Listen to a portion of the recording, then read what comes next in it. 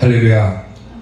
오늘은 시편 76편 1절에서 12절 말씀을 가지고 하나님을 경외해야 하는 이유, 이런 제목으로 하나님의 말씀을 증거하겠습니다. 하나님을 경외한다, 이 말은, 경외라고 하는 말은 하나님을 공경하고 하나님을 두려워해야 된다, 그 말이죠. 오늘 이 시편 76편에서는 다른 부분이 아닌 하나님의 공의로우신 심판, 그리고 앞으로 있게 될 종말론적인 심판을 다루고 있습니다. 본시를 보게 되면은 교회를 보호해 주시는 하나님의 인자하심이 드러나고, 또 악인들을 마지막 때에 심판하시는 그런 하나님의 공의가 잘 드러나 있으면서 오늘 우리들이 하나님을 어떻게 경외하고 살아가야 될 것인가, 또 그런 하나님을 어떻게 찬송해야 될 것인가, 이런 부분들을 다루고 있다라고 하는 거예요. 마지막 때에 반드시 일어나게 될 이 심판을 우리가 보면서 우리가 하나님을 더욱더 공경하고 또한 하나님을 두려워해야 된다, 그 말이죠. 자, 그러면 오늘 우리가 말씀을 통해서 하나님을 경외해야 될 이유가 무엇이 있겠는가, 이런 부분들을 살펴보고자 합니다. 자, 하나님을 경외해야 하는 이유 첫 번째, 장막이 살렘에 있기 때문이다, 그런 거예요. 오늘 보면 2절 말씀을 보면은 그의 장막은 살렘에 있으며 그의 처소는 시온에 있도다, 그러죠.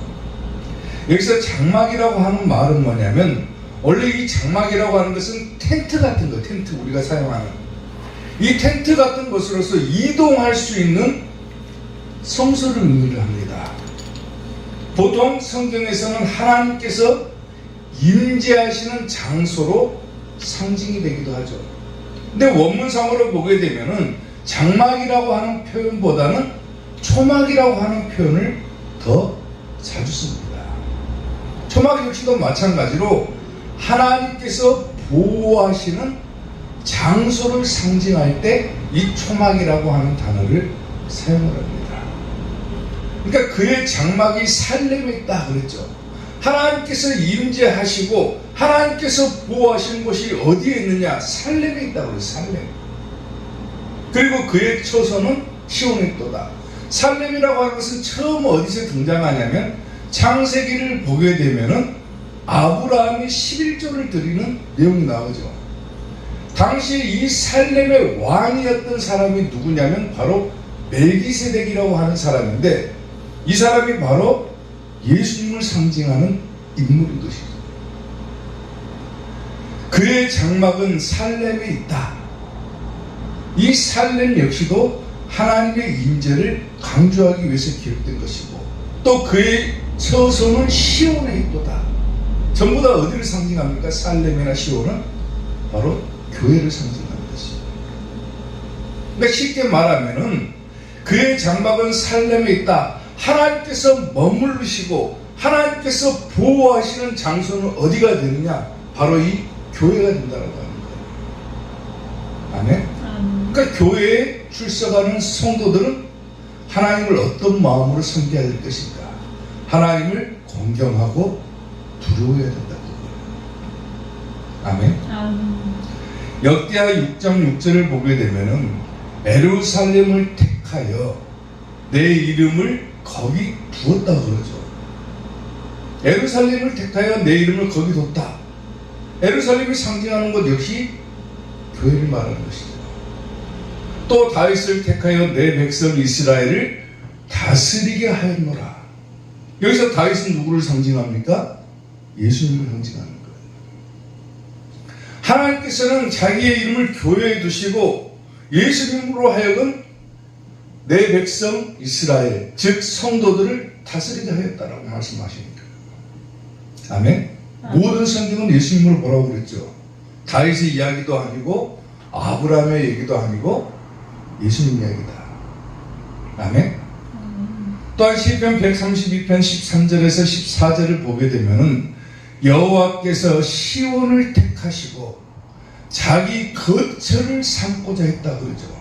그러니까 다시 말하면 하나님께서 머물러 계시는 장소가 어디냐? 하나님께서 계시는 장소가 어디냐 그거예요. 그의 장막은 살렘에 있고 그의 처소는 시온에 있도다.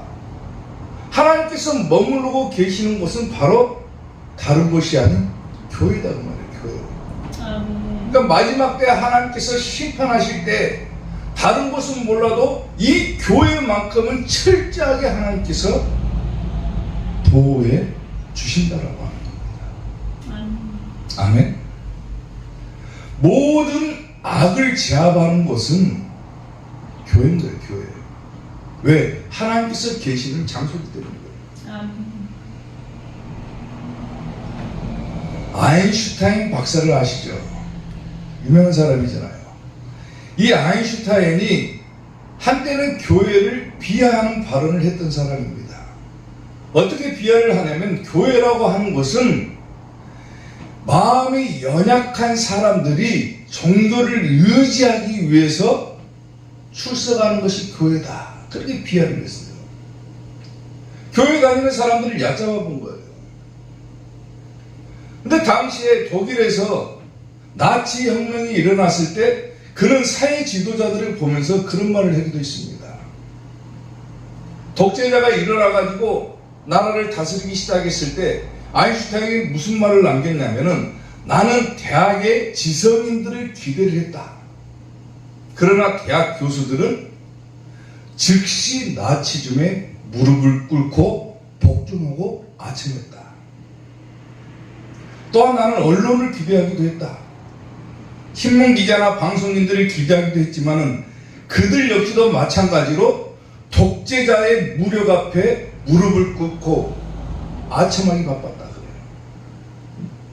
그런데 오직 교회만이 독재자의 대항에 항거하고 감옥으로 끌려갔다. 오직 악에 대항한 사람들은 교회밖에 없었다라는 거예요. 그리고 그가 했던 말을 바꾸어서 나는 교회에 대한 찬사를 보낸다. 이런 말을 남겼어요. 사랑하는 성도 여러분, 나라가 어지럽고 나라가 위급할 때 항상 앞장을 섰던 곳은 어디냐면 교회입니다. 아멘. 역사적으로 보더라도 교회는 항상 어려움이 있을 때 먼저 나서서 행했던 곳이 교회라고 하는 거예요. 이제 얼마 안 있으면은 3.1절이죠. 3.1절. 3.1절이 무슨 날입니까? 일제의 항거에 독립운동을 일으켰던 것이 3.1운동 아닙니까? 3.1운동. 이 3.1운동의 주체가 어디입니까? 교회인 거예요. 교회. 역사적으로 우리가 그냥 단순하게 독립운동이라고만 알고 있지만은 이 3.1운동이 일어났던 배경들을 살펴보면은 교회가 먼저 시작했다는 거예요. 교회가.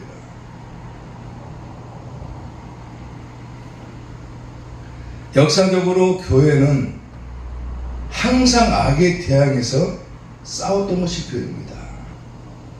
그럼에도 불구하고 교회는 절대로 무너지지 않았어요. 얼마나 많은 핍박이 있었음에도 불구하고 이 교회는 항상 그 어려움들을 다 이겨내고 버티고 지금까지도 존재하고 있다는 겁니다. 그 이유가 어디에 있습니까? 이 교회야말로 하나님께서 머물러 계시는 곳이고 하나님의 이름이 있는 곳이고 하나님께서 철통같이 보호하시는 곳이 바로 이 교회이기 때문에 그런 거예요. 아멘. 우리가 왜 하나님을 섬기고 하나님을 두려워하고 살아가야 되는가? 마지막 때 장차 있게 될 이 심판 앞에 하나님께서 마지막까지도 보호하시는 곳은 이 교회가 되기 때문에 그런 거예요. 아멘. 아무리 수없이 많은 핍박과 환난과 장차 있게 될 대환난까지도 마찬가지로 그 환난 속에서도 하나님께서 철통같이 보호하시는 곳은 이 교회밖에 없다는 거예요. 교회로 피하는 거예요. 교회로. 지금은 교회가 힘이 없고 나약하고 아무런 능력이 없는 것 같아 보일지 모르지만 하나님께서는 반드시 이 교회를 통해서 하나님의 구원 사역을 이루신다라는 겁니다. 아멘. 마지막 때 피할 곳은 교회밖에 없어요. 하나님의 심판, 그 무섭고 두렵고 떨리는 심판 앞에서 하나님께서 그 심판 때 환난 때에도 보호하신 것은 이 교회다. 왜? 하나님께서 계신 곳이기 때문에. 아멘. 그의 장막은 살렘에 있으며 그의 처소는 시온에 있도다. 하나님께서 계신 이곳, 또한 하나님 앞에 서 있는 여러분들, 항상 하나님을 공경하고 하나님을 두려워하는 우리 이사교회 성도들 되시기를 주님의 이름으로 축원합니다. 아멘. 하나님을 경외해야 하는 이유 두 번째, 판결을 선포하시기 때문에 그런다 그랬어요. 오늘 보면 8절 말씀을 보면은 주께서 하늘에서 판결을 선포하시네. 땅이 두려워 잠잠하였나니. 왜 우리가 하나님을 공경하고 왜 우리가 하나님을 두려워해야 되는가? 하나님께서 판결을 선포하신다 그래요. 판결을 선포하는 자가 누굽니까? 재판장인 거죠. 쉽게 말하면. 마지막 심판이 일어났을 때 그 심판의 판결을 선포하는 사람, 판결을 선포하는 분 누굽니까? 하나님이시라는 거예요. 쉽게 말하면 주권자는 하나님께 있다는 말이에요. 주권자. 여기서 판결을 선포한다라고 하는 의미는 뭐냐면요, 모든 주권 그리고 승패, 이것이 다 하나님께 있다라고 하는 겁니다. 이 시편 76편의 역사적인 배경을 보게 되면요, 이스라엘의 사네립이 침공을 합니다. 사네립의 군대가 침공을 했는데 하나님께서 이 군대를 완전하게 멸망시켜버리는 거예요. 그런 역사적인 배경을 두고 이 시편 76편이 기록이 되었는데, 이 사네립의 군대를 완전히 멸망시킴으로써 하나님께서 뭘 보여주시느냐? 바로 심판을 보여주신 거예요. 심판. 모든 악의 세력들, 이스라엘에 대항하는 세력들, 교회에 대항하는 세력들을 하나님께서 완전히 멸망시켜버린다. 판결을 선포하신다. 모든 주권과 승패가 하나님께 달려있음을 보여주신다는 보여주신다. 아멘. 마지막 때도 마찬가지죠. 하나님께서 심판하실 때 악에 대항해서 싸웠던 교회는 철통같이 보호해 주시지만은 교회를 핍박했던 무리들, 교회에 대항했던 무리들, 그런 무리들은 하나님께서 철저하게 응징하신다. 주께서 하늘에서 판결을 선포하심에 어떤 현상이 일어납니까? 땅이 두려워 잠잠해졌다 그러죠. 여기서 땅이라고 하는 말도 단순하게 역사적으로 가나안 땅만을 의미하는 것이 아니라 온 세상을 의미하는 거예요. 하나님의 심판이 일어난다. 그러면 온 세상이 잠잠해질 수밖에 없다고. 아멘. 하나님이 심판하러 일어나신다. 누가 감히 하나님의 심판에 대항합니까? 할 수가 없다. 잠잠할 수밖에 없다. 아멘. 그동안에는 자기들이 교회를 핍박하고 하나님의 이름에 항거하기도 했겠지만 하나님이 막상 심판을 딱 하러 일어나신다. 아무도 하나님을 대항할 자가 없다. 아멘. 왜? 모든 주권과 승패가 하나님께 달렸기 때문에. 아멘. 역대하 20장 29절을 보면은요, 이방 모든 나라가 여호와께서 이스라엘의 적군을 치셨다 함을 듣고 하나님을 두려워했다 그러죠. 여호사밧의 나라가 태평하였으니 이는 그의 하나님이 사방에서 그들에게 평강을 주셨습니다. 하나님께서 이스라엘의 적을 치셨다 그래요. 이스라엘을 공격하러 온 세력들을 이스라엘 백성들이 일어나서 치는 것이 아니라 누가 치셨다고 합니까? 하나님께서 일어나 치셨다고 합니다. 그리고 평강을 누가 주셨다고 합니까? 사방에 하나님께서 주셨다. 모든 주권이 다 하나님께 있다는 거예요. 오늘 우리들도 마찬가지로 한번 좀 생각을 해보세요. 누군가가 우리를 힘들게 하고 우리를 개항하고 또 교회를 힘들게 하고 핍박했다. 누가 일어납니까? 하나님께서 일어나시는 거예요. 아멘. 하나님께서 대항하시는 거예요. 아멘. 그리고 그들을 완전히 멸망시켜버리는 거예요. 시편 46편 10절을 보세요.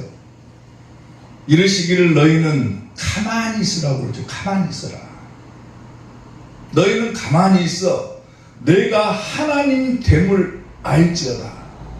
내가 문 나라 중에서 높임을 받으리라. 내가 세계 중에 높임을 받으리라 하시도다. 묵묵하게 잠잠히 하나님을 바라보라는 거예요. 아멘. 어려움이 있나? 괴로운 일이 있냐? 어떤 문제가 발생하냐? 누군가가 교회를 핍박하고 여러분들을 핍박하냐? 잠잠히 하나님을 바라봐라. 너희는 가만히 있어. 내가 하나님 됨을 알지어다 그러잖아. 아멘. 하나님께서 일어나시겠다고 말이야. 아멘. 모든 대적자들을 치시겠다고 말이야. 아멘. 이게 우리가 하나님을 경외해야 될 이유가 된다는 거야. 아멘. 우리가 세상을 살고 또 신앙생활을 해가면서 가장 범하기 쉬운 실수 가운데 하나가 뭐냐면은 하나님을 신뢰하고 나아가는 믿음이 약해져 버린다는 겁니다. 어떤 문제가 발생하면은 끝까지 하나님을 신뢰하고 하나님께서 내 편이 되어주실 것이다. 하나님께서 나와 함께 해주실 것이다. 끝까지 하나님을 바라보고 하나님께서 하실 일들을 기대하고 나가야 되는데 가장 우리가 범하기 쉬운 실수가 뭐냐면 이러한 신뢰가 무너져 버린다는 거예요. 그 신뢰가 무너져 버리는 거예요. 쉽게 말하면 믿음이 약해져 버리는 거예요. 왜? 하나님이 어떤 분인지를 잘 모르기 때문에 그러는 거예요. 아무리 큰 대적이 있다 할지라도 하나님께서 못 이기겠습니까? 어떤 큰 문제가 있다 할지라도 하나님께서 그것을 해결하지 못하시겠느냐 그 말이에요. 끝까지 하나님을 신뢰하지 못하고 자기 힘과 능력으로 모든 것을 하려고 하니까 하나님을 향한 신뢰와 믿음이 약해져 버리는 거예요. 그게 문제라는 거예요. 영국 런던 대학의 우주 물리학자였던 보이드 박사라고 하는 사람이 있는데 이 사람이 사람의 눈으로 육안으로 볼 수 있는 별의 개수는 약 10만 개다 그래요. 10만 개. 그러니까 우리가 밤에 하늘을 쳐다보고 별을 볼 수 있는 것은 약 10만 개가량을 사람의 눈으로 볼 수 있다는 거예요. 근데 별이 10만 개밖에 없겠어요? 사람의 눈으로 볼 수 있는 이 육안으로 볼 수 있는 별의 개수는 10만 개지만은 최신 천체 만환경을 통해서 이 우주를 바라보게 되면 망원경을 통해서 볼 수 있는 별의 개수는 무려 2천억 개가 된다. 그렇게 얘기를 합니다. 2천억 개. 그럼에도 불구하고 아직까지도 발견하지 못한 별의 개수는 천문학적인 숫자다 그래요. 기껏해야 우리가 과학 시간에 배우죠. 은하계에 대해서 배우잖아요. 그리고 행성에 대해서 배우잖아요. 태양으로부터 시작해가지고 가장 가까운 행성이 어디입니까? 수성이죠. 수, 금, 지, 화, 목, 토, 천, 해, 명 이렇게 배웠잖아요.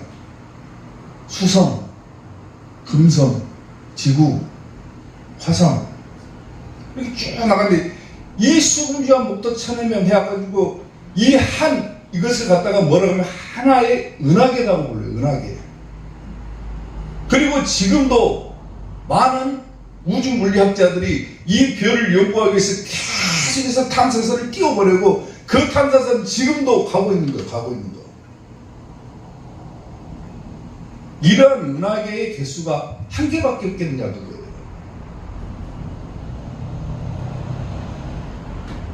다른 것은 몰라도 이 우주의 신비라고 하는 것을 보게 되면요, 사람의 생각으로는 도저히 측량할 수도 없는 것이 바로 이 우주의 신비 아닙니까? 사람들이 별을 보면서 야, 별의 개수가 많다. 육안으로 볼 수 있는 것이 10만 개인데 망원경이 있기 전까지는 별이 많다 이 정도로만 생각했지만 망원경을 통해서 보니까 어떻습니까? 별이 2천억 개가 보입니다. 그리고 우주선을 띄워서 보니까 2천억 개가 아니라 사람의 생각으로 셀 수조차도 없는 천문학적인 별의 개수가 어마어마하다는 거예요. 근데 이 보이드 박사가 어떤 얘기를 하냐면은 하늘을 보면 반짝반짝 하잖아요. 별이 반짝반짝 거리잖아요. 이 반짝이는 별빛은 10만 광년 전에 반짝이던 별빛이 현재 우리 눈에 들어온 것이다 이렇게 얘기를 해요. 이미 10만 광년 전에 10만 광년이라고 해도 헤아릴 수도 없는 것이죠. 그때 반짝였던 것이 지금 현재 우리 눈에 들어왔다 그거예요. 그러니까 우리가 밤하늘을 보면서 야 오늘은 참 별이 반짝반짝거린다. 이것은 이미 10만 광년 전에 반짝거렸던 것을 우리가 지금 보는 거다. 사랑하는 성도 여러분, 제가 왜 이런 얘기를 하겠어요? 이러한 모든 것들을 다 누가 만드셨냐고요. 누가 만들었습니까? 하나님께서 창조하신 겁니다. 아멘. 사람이 가진 지식과 이성과 생각과 판단으로는 아무리 헤아리려야 헤아릴 수조차도 없는 것이 바로 하나님의 지혜인 거예요. 지혜. 아멘. 아멘. 하나님의 놀라운 능력들을 우리가 지금도 보고 살아갑니다. 우리가 뭐 기이한 현상이라든가 어떤 뭐 신비로운 능력만을 보는 것이 다가 아니라 지금 현재 우리 눈으로 볼 수 있는 산이나 들이나 바다나 태양이나 이게 다 뭡니까? 하나님께서 만드신 거예요. 아멘. 그걸 보면서도 우리가 온 세상을 보고 살아가면서도 우리는 하나님의 능력을 약화시키는 거예요. 약화시키는 거예요. 하나님께서는 하실 수 없을 것이다라고 생각해요. 그래서 내 믿음이 어떤 문제만 발생하게 되면 약해져 버리는 거예요. 이 문제는 도저히 아무도 해결해 줄 수 없다. 아무리 큰 세력이 나를 치러 나를 대항하러 대적자들이 나에게 다가와도 하나님께서 이것만큼은 해결하실 수 없을 것이다. 이런 판단력이 앞서다 보니까 하나님을 향한 신뢰가 가면 갈수록 약해져 버리는 것이 우리가 저지르는 가장 최대의 실수다 그 말이에요. 사랑하는 성도 여러분, 오늘 말씀에 뭐라고 합니까? 주께서는 하늘에서 판결을 선포하시되 땅이 두려워서 잠잠해졌다 그랬잖아요. 모든 주권과 이 세상뿐만 아니라 온 세상 또 저 멀리 우주와 은하계까지도 다 누가 다스립니까? 하나님께서 만드시고 다스리고 계신 거예요. 아멘. 인간에게 일어날 수 있는 모든 일의 현상은 다 하나님께 달려있다 해도 무방한 것이에요. 이런 하나님께서 누구 편이 되어줍니까? 바로 저와 여러분의 편이 되어주시는 거예요. 아멘. 그리고 우리의 모든 대적들을 물리쳐 주시고 우리를 하여금 마지막 때까지도 이기게 해주시는 분이 하나님이신 거예요. 아멘. 아멘. 아멘. 마지막 종말 때 이 교회를 대적하는 세력들이 일어날 것입니다. 그리고 교회를 핍박할 거예요. 여러분들이 가지고 있는 믿음을 끝까지 지켜내지 못한다면 절대로 우리가 가고자 하는 천국에 들어갈 수가 없는 겁니다. 그런데 우리에게는 그런 모든 두려움과 공포와 환란들을 이겨낼 만한 능력이 전혀 있지 않아요. 없어요. 우리는 아무런 능력도 없는 것이 우리들 아닙니까? 당장에 누가 여러분들의 목에다가 총칼을 겨눈다 해도 과연 그 믿음을 지켜낼 수 있는 자가 과연 몇이나 될까요? 대환란 때를 보게 되면은 어마어마한 핍박과 환란이 우리 앞에 있다고 그랬어요. 그리고 아무도 그 환란을 이겨낼 수 없다고 성경에 되어 있습니다. 아무도 대환란을 이길 자가 없다고 성경은 기록하고 있어요. 그럼 우린 천국 못 갑니까? 환란을 못 이기니까? 근데 성경에는 또 다른 말로 하나님께서 그 날들을 환란의 날들을 감해서라도 축소시켜서라도 믿는 자들을 구원하시겠다라고 하는 하나님의 약속의 말씀이 들어있습니다. 아멘. 약속의 기한 이 대환란이 일어나게 되면 아무도 그 환란을 이길 수 없지만 하나님께서 그 날들을 감해서라도 구원해 주시겠다라고 말씀하고 계세요.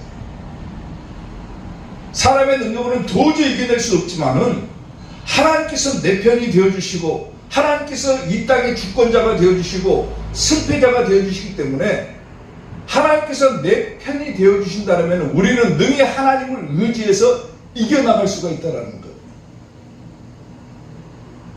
아멘.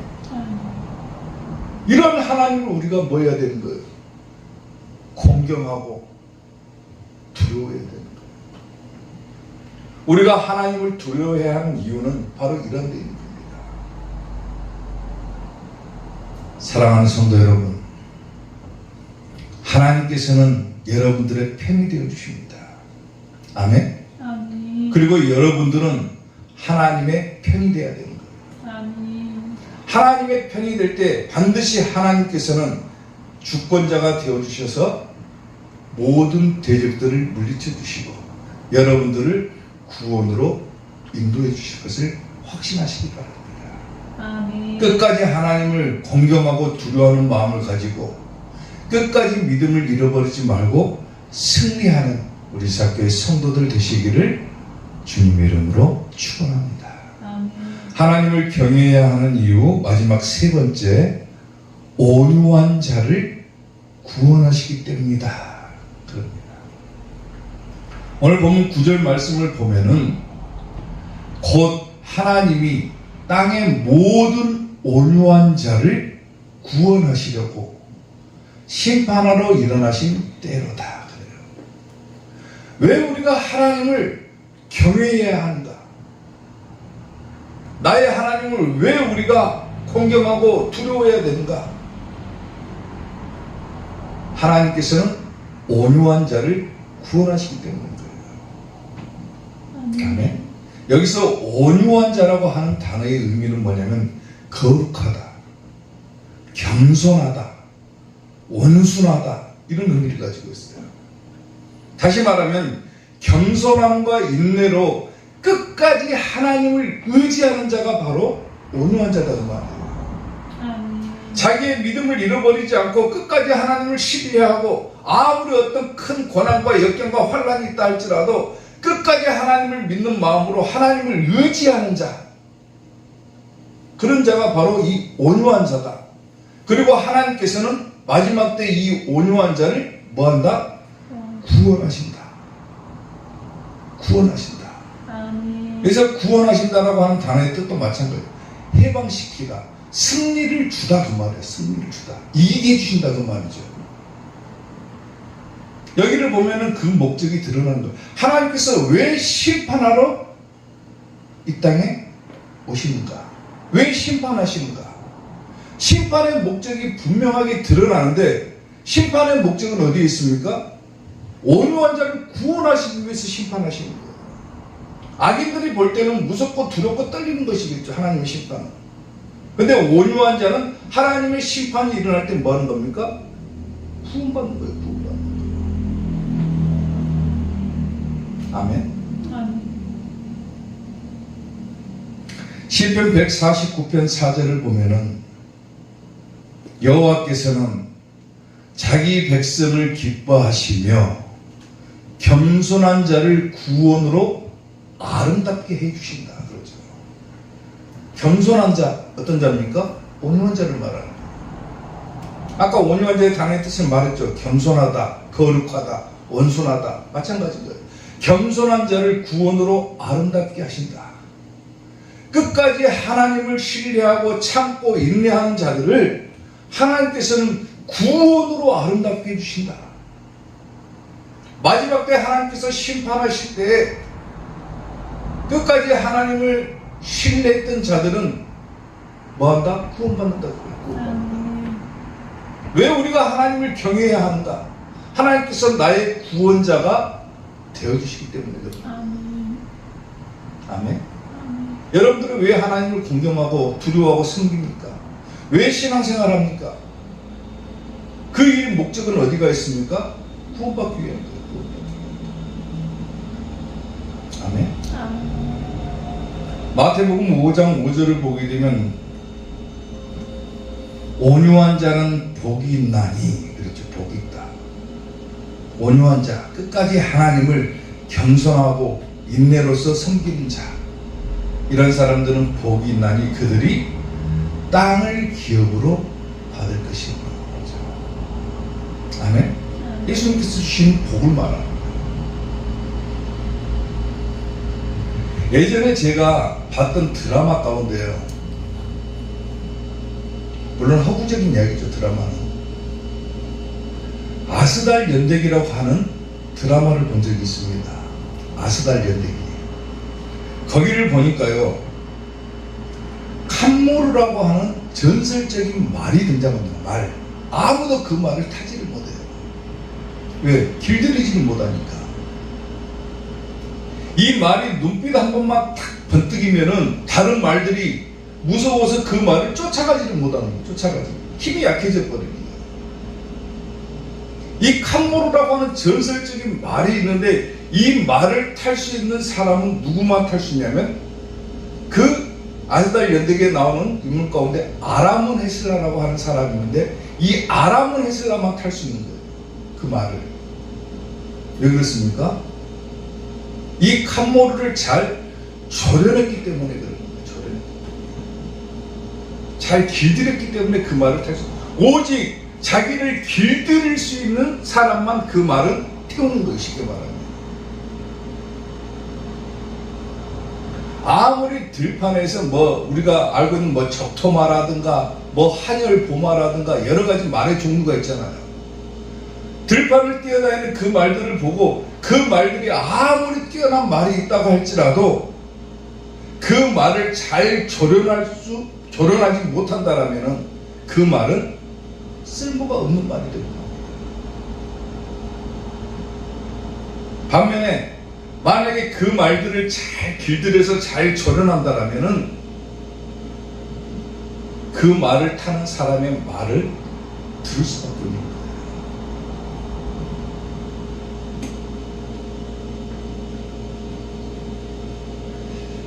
사랑하는 성도 여러분, 주인이 원하는 대로, 주인이 예를 들어서 노예를 다스리는데요, 주인이 원하는 대로 그 힘을 사용할 준비가 되어 있는 상태. 언제든지 나의 주인이 말만 하면은, 말씀만 탁 내리면은, 명령만 내리면은 언제든지 나는 이 힘을 발휘할 수 있는 상태가 있다.